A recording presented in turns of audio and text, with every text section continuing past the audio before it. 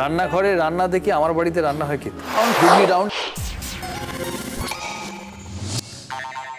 যাব পূর্ব মেদিনীপুরের কাছে, ওর সাথে স্নেহার সাথে আমার কথা বলা হয়নি। স্নেহাকে আপনারা দেখেছেন, স্নেহা জি বাংলা রান্নাঘর যে প্রোগ্রামটা, তার নতুন অ্যাঙ্কার, মানে দাদার মতো আর কি।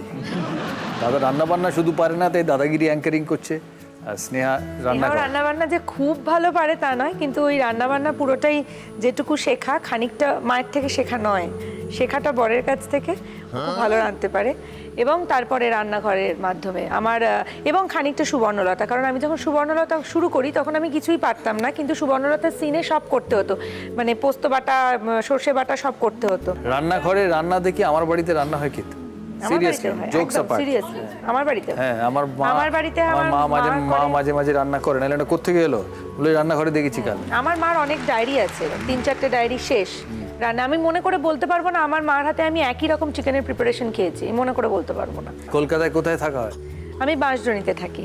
শুধু জিএর রান্নাঘর না ছবিতেও পাঠ করা হয়? ছবি রিসেন্টলি একটা ছবিতে পাঠ করলাম, ইচ্ছেমতির গপ্প বলে। আর টেলিভিশনের কাজ তো ডেফিনেটলি চলছে। টেলিভিশনে অনেক দেখেছি আমি।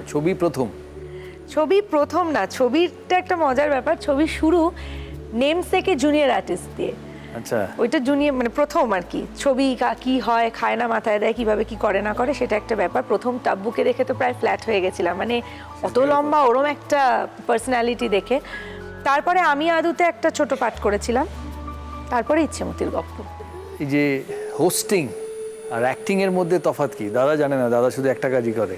তাই হোস্টিং আর অ্যাক্টিং এর মধ্যে কি তফাৎ? হোস্টিংটা তো তুমি নিজেই, তুমি তোমার নিজেকে মানে যত রকমভাবে পারো এক্সপ্রেস করতে পারো। অবভিয়াসলি তুমি যে প্রোগ্রামটা করছো সেটার কিছু জিনিস থাকে যেগুলো তোমায় বলতে হবে, বা যে এরমভাবে তোমায় রাউন্ডগুলো নিয়ে যেতে হবে, এগিয়ে নিয়ে যেতে হবে। রান্নাঘরেও যেরকম এই ফরম্যাটটা তোমায় নিয়ে যেতে হবে, কিন্তু তুমি যা কথা বলছো, তুমি প্রথমত তুমি স্নেহা হয়ে কথা বলছো, সেটা একটা সবথেকে বড় ব্যাপার। আর স্ক্রিপ্ট নেই আর কি, কোনো স্ক্রিপ্ট থাকে, কিন্তু স্ক্রিপ্টে স্টিক করে থাকলে তাহলে আর স্পন্টেনিয়াস অ্যাঙ্কারিংটা হয় না। কিছু জিনিস থাকে যেটাই বলতে হবে, একটু ইনফরমেটিভ, কিন্তু তার বাইরে ওটা এক্সপ্রেস করা যায় নিজেকে নানা রকমভাবে। আর অভিনয়ের ক্ষেত্রে তুমি যে চরিত্রটা করছো সেটাই বিশ্বাসযোগ্যভাবে ফুটিয়ে তোলাটা অনেক বেশি ইম্পর্টেন্ট। এবং এখন যেটা হয়েছে সেটা হলো, মানে চরিত্রের নামে মানুষ অভিনেতা অভিনেত্রীদের সঙ্গে রিলেট করে।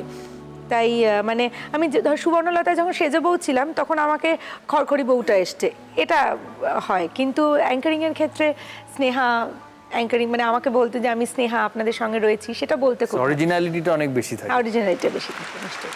পূর্ব মেদিনীপুরের Googly, Holi plus Diwali is equal to রেলা, প্রমাণ করুন।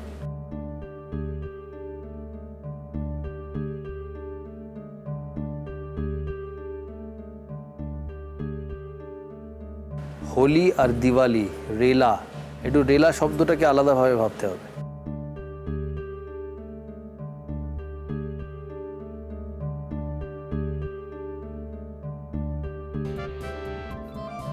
দাদা জল অবধি নিয়ে যাবে, জলটা খেতে হবে কিন্তু। হোলি রঙের উৎসব, দিওয়ালি মানে আলো রোশনাই বাজি। রেলা কি করে হলো?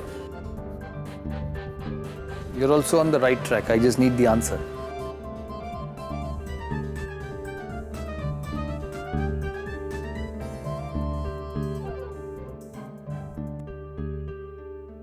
অডিয়েন্সে কেউ পারবে?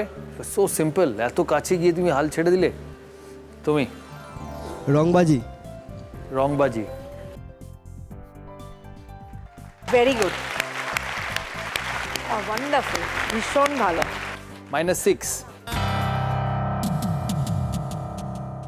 দক্ষিণ দিনাজপুরের গুগলি, একটি জায়গায় দুপুর 3টে নাগাদ পূর্ব থেকে পশ্চিমে হাওয়া দিচ্ছিল, বিকেল 4টের সময় উত্তর থেকে দক্ষিণে হাওয়া দিচ্ছিল, সন্ধে 7টা নাগাদ যদি সেখান থেকে একটি ডিজেল ইঞ্জিন ট্রেন পার হয় তবে ধোঁয়া কোন দিক থেকে কোন দিকে যাবে?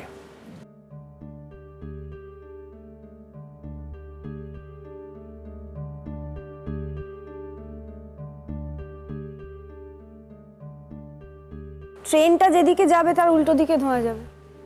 মানে কোন দিক থেকে কোন দিক থেকে? দিক বলতে হবে, দুটো দিক বলতে হবে। এই যেমন দেখো 3টে নাগাদ পূর্ব থেকে পশ্চিমে হাওয়া দিল, দুটো দিক আছে পূর্ব পশ্চিম। 4টের সময় আবার উত্তর দক্ষিণ থেকে দিল, এবার সন্ধ্যে 7টা নাগাদ ডিজেল ইঞ্জিনটা এগিয়ে চলেছে, তাহলে ধোঁয়াটা কোন দিকে যাবে? একটা পূর্ব পশ্চিম উত্তর দক্ষিণ, তাহলে কোন দিকে যাবে?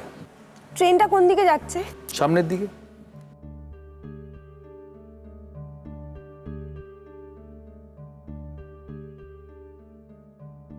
সামনের দিক থেকে পেছনের দিকে, মানে ট্রেন যেদিকে যাচ্ছে তার উল্টো দিকে। Full and final? হ্যাঁ।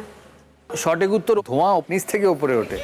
না মানে আমি ওটাই ভেবেছিলাম যে ধোঁয়াটা, মানে যেহেতু ট্রেনটা যাচ্ছে ধোঁয়াটা পেছন দিকে যাবে, এইভাবেই ভেবেছিলাম, বাট সেটা নিচ থেকে। হাওয়া দিলে আবার সাইডেও ঘুরে যায়, কিন্তু হ্যাঁ, ধরো ধোঁয়া উঠলো, তাহলে এটা ঠিক। হ্যাঁ, নিচ থেকে ওপর। আনফরচুনেটলি -6। বিদীপ তার গুগলি। আ ক শ হ বেলানি এই সবকটি অক্ষর ব্যবহার করে একটি 4 অক্ষরের অর্থপূর্ণ শব্দ তৈরি করুন।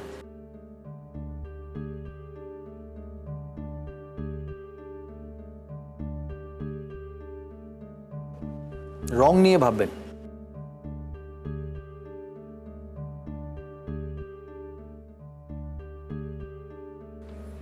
রামধনু। কি করে? কারণ এখানে যে কটা শব্দ রয়েছে তার প্রত্যেক, মানে রামধনুতে যে যে রং থাকে সেই রঙের 6 পয়েন্ট। Absolutely right, 6 point. কি কি রং আছে বলে দিচ্ছি। আতে আকাশী, কতে কমলা, শতে সবুজ, হতে হলুদ, বেতে বেগুনি, লাল, নীল। Well done, 6 points. রামধনু, ইউ। মানে I am intrigued by your smile. Happy. Googly, আপনি একটি ব্যাগ আপনার সঙ্গে নিয়ে যাচ্ছিলেন। হঠাৎ আপনার বন্ধু আপনার ব্যাগটি জলে ফেলে দিল।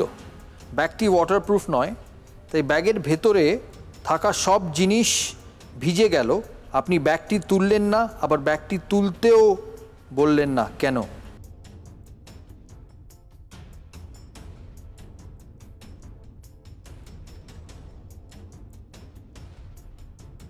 ব্যাগের মধ্যে গার্বেজ ছিল।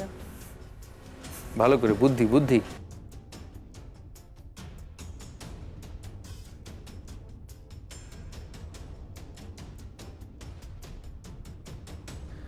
যেটা উত্তর সেটা প্রশ্নের মধ্যেই আছে, শুধু উল্টে দিলেই হয়ে যাবে।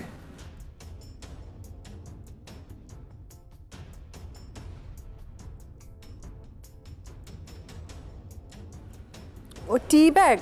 নবো, টি ব্যাগ, হ্যাঁ। অ্যাবসলিউটলি রাইট, টি ব্যাগ। ও মাই গড। 6 পয়েন্ট।